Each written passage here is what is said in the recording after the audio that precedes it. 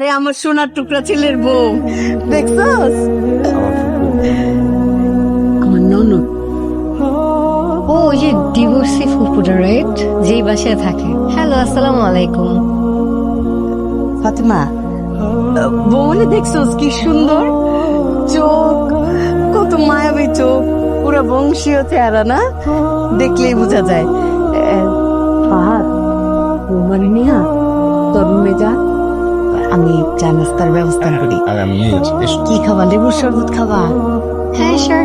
আচ্ছা, আপা তাহলে আমি নিচে চলে যাই। তোমার এইসব কথা কেন বলার দরকার ছিল বলো তো? তোমার এক্স তো দেখতে ভালোই। তোমার উচিত হয়নি ফুপিকে এসব মানে এইভাবে বলাটা। যা সত্যি তাই বলছি। সাইরা, সত্যি কথা সবসময় সব জায়গায় বলতে হয় না, এটা উচিত না। ফাহাদ, আমি মিথ্যুক না তোমার মতো।